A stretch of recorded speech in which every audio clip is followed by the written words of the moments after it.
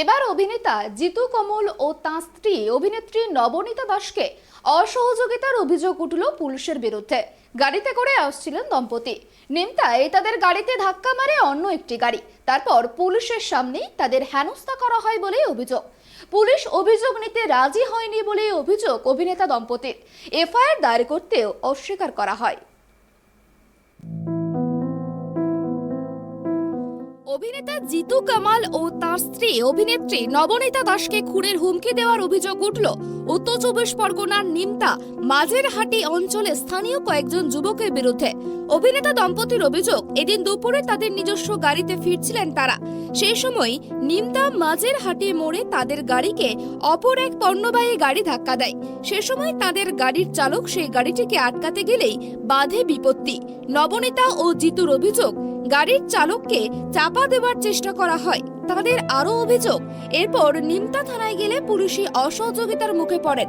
বেশ কিছুক্ষণ তাদের থানায় বসিয়ে রাখা হয় বলেও সংবাদ মাধ্যমের কাছে অভিযোগ করেন দম্পতি।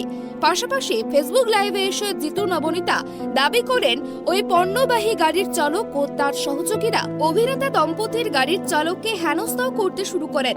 তাদের আরো দাবি, ঘটনার প্রতিবাদ করতে গেলে তাদের ওপর চড়াও হন পণ্যবাহী গাড়ির চালক ও তার সহযোগীরা। ফেসবুক লাইভ চলাকালীন কান্নায় ভেঙে পড়তে দেখা যায় নবনীতাকে। তার অভিযোগ, তাকে খুনের হুমকিও দেওয়া হয় ওই পণ্যবাহী গাড়ির চালক ও তার সহযোগীদের তরফে।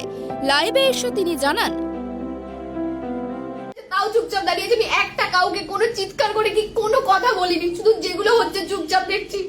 বাইরে যেই ছেলেগুলো ওরা গাড়িতে মারলো তারা বাইরে ড্রাইভারটাকে ধরে এই করছে। এবার ওদের মধ্যে কথা কাটাকাটি হয়েছে, ওরা বলে যাচ্ছে বাইরে চল তোকে দেখাচ্ছি। এবার আমি বলেছি তুমি কোথায় নিয়ে যাবে বলো, কোথায় নিয়ে যাবে?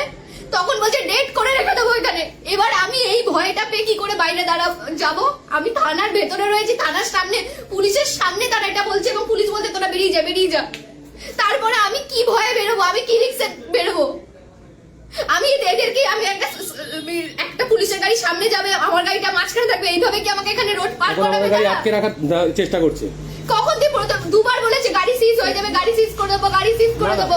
আমি 2 ঘন্টা ধরে এখানে বসে রয়েছি, যাবো না প্রায় 2-2.5 ঘন্টা ধরে আমার এই বারে বলছি। আমি একটা মুখ খুলিনি, এতক্ষণ একটা কথা বলিনি। আমি এখন প্রথম কথা বলছি না, বাইরে ওরা ট্রেন দিয়ে যাচ্ছে ওইভাবে।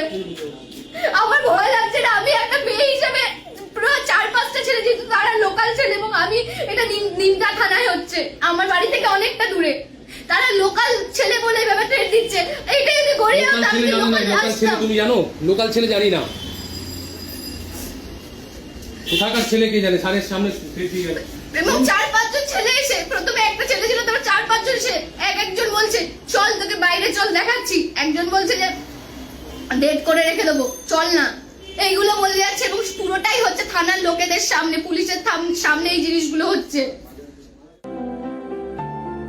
গোটা ঘটনায় পুলিশের নিষ্ক্রিয়তার অভিযোগ তুলেছেন জিতু ও নবনীতা। তাদের দাবি, অভিযুক্তদের জিজ্ঞাসাবাদ করা তো দূরের কথা, উপরন্তু তাদের সেখান থেকে চলে যাওয়ার নির্দেশ দেন পুলিশ।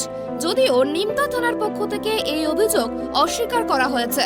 পুলিশের দাবি, জিতু ও নবনীতার অভিযোগের ওপর ভিত্তি করে ইতিমধ্যে দায়ের করা হয়েছে এফআইআর। আটকও করা হয়েছে ওই পণ্যবাহী গাড়ির চালককে। একজন পুলিশের বিরুদ্ধেও অভিযোগ দায়ের করা হয়েছে বলে সূত্রের খবর।